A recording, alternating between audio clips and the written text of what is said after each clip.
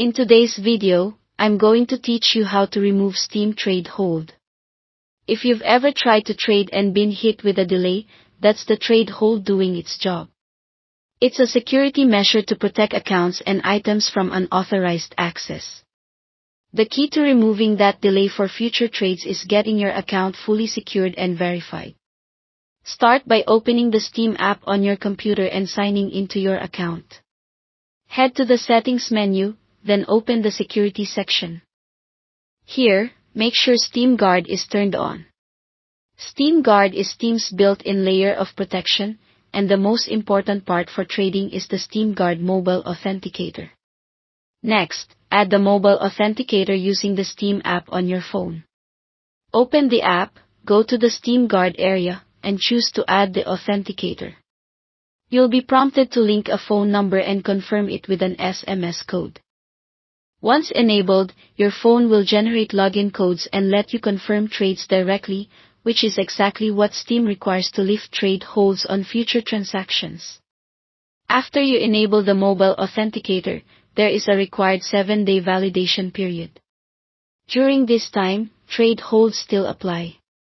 In fact, any trades you make during the first 7 days can be held for up to 15 days as an extra safeguard.